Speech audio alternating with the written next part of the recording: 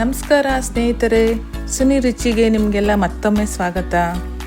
ಇವತ್ತು ನಾವು ತುಂಬ ರುಚಿಯಾದ ಮಸಾಲೆದಾರವಾದ ಮಟನ್ ಬಿರಿಯಾನಿ ಮಾಡ್ತಾಯಿದ್ದೀನಿ. ಇದನ್ನು ಮಾಡೋದಕ್ಕೆ ಫಸ್ಟು ಸ್ಟವ್ ಆನ್ ಮಾಡ್ಕೊಬೇಕು. ಆನ್ ಮಾಡ್ಕೊಂಡು ಕುಕ್ಕರ್ ಇಡಿ. ಕುಕ್ಕರ್ಗೆ 8 ಟೇಬಲ್ ಸ್ಪೂನ್ ಎಣ್ಣೆ ಹಾಕ್ತಾಯಿದ್ದೀನಿ. ಆಮೇಲೆ 4 ಟೇಬಲ್ ಸ್ಪೂನ್ ತುಪ್ಪ ಹಾಕಿದ್ದೀನಿ.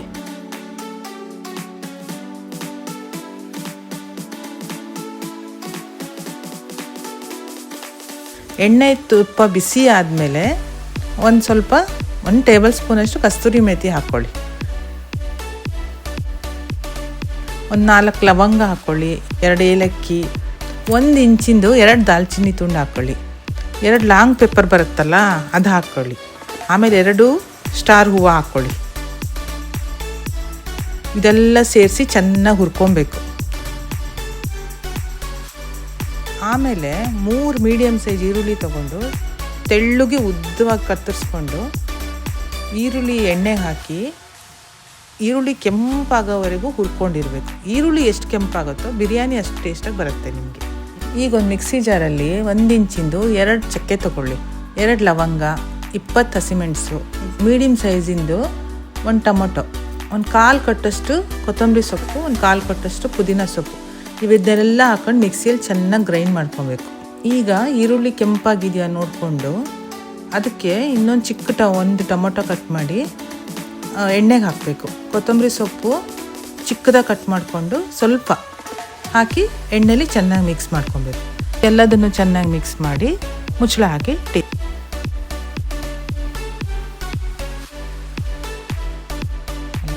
ಆಮೇಲೆ 3 ಟೇಬಲ್ ಸ್ಪೂನಷ್ಟು ಶುಂಠಿ ಬೆಳ್ಳುಳ್ಳಿ ಪೇಸ್ಟ್ ಹಾಕೊಬೇಕು. ಇದನ್ನೆಲ್ಲ ಸೇರಿಸ್ಕೊಂಡು ಚೆನ್ನಾಗಿ ಎಣ್ಣೆಯಲ್ಲಿ ಫ್ರೈ ಮಾಡ್ಕೊಬೇಕು.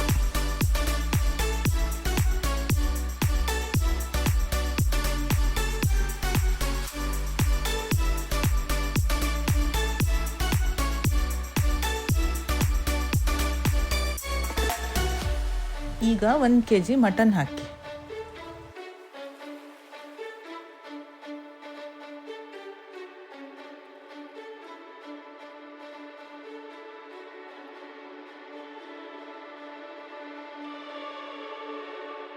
ರುಚಿಗೆ ತಕ್ಕಷ್ಟು ಕಲ್ಲುಪ್ಪು ಸೇರಿಸಿ.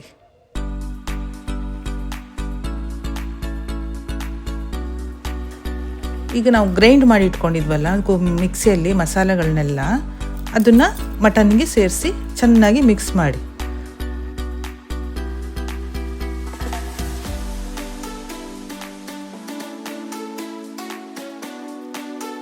ಈಗ 2 ಟೇಬಲ್ ಸ್ಪೂನ್ ಖಾರದ ಪುಡಿ, 2 ಟೇಬಲ್ ಸ್ಪೂನ್ ಕೊತ್ತಂಬರಿ ಪುಡಿ ಹಾಕಿ ಮಿಕ್ಸ್ ಮಾಡಿ.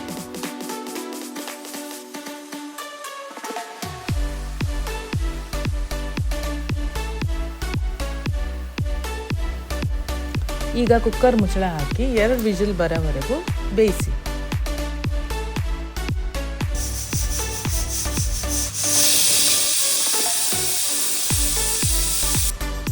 ಆಮೇಲೆ ಸ್ಟವ್ ಆಫ್ ಮಾಡಿ ಕುಕ್ಕರ್ ತಣ್ಣಗೆ ಆಗೋವರೆಗೂ ಸ್ವಲ್ಪ ಕಾಯಬೇಕು.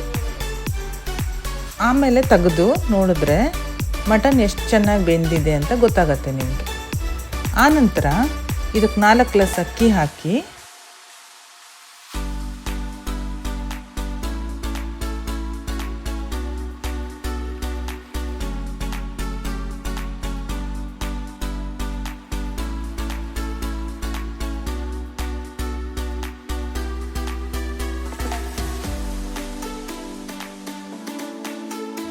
ನಾಲ್ಕು ಗ್ಲಾಸಿಗೆ 7 ಗ್ಲಾಸ್ ನೀರು ಸೇರಿಸಿ.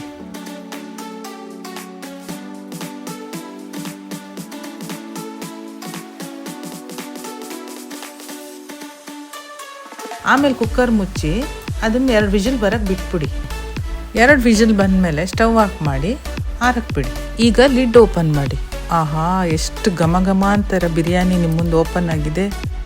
ನಮ್ಮ ಸೂಪರ್ ಟೇಸ್ಟಿ ಸುಗಂಧ ಭರಿತ ಮಟನ್ ಬಿರಿಯಾನಿ ರೆಡಿ.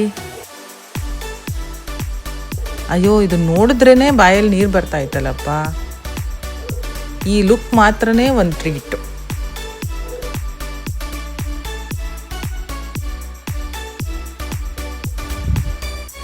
ನಿಮಗೆ ಈ ರೆಸಿಪಿ ಇಷ್ಟವಾದರೆ ಲೈಕ್, ಶೇರ್ ಆ್ಯಂಡ್ ಸಬ್ಸ್ಕ್ರೈಬ್ ಮಾಡೋದನ್ನು ಮಾತ್ರ ಮರಿಬೇಡಿ. ಮುಂದಿನ ರುಚಿಕರ ರೆಸಿಪಿಯೊಂದಿಗೆ ಮತ್ತೆ ಸಿಗೋಣ. ಸುನಿ ರುಚಿ.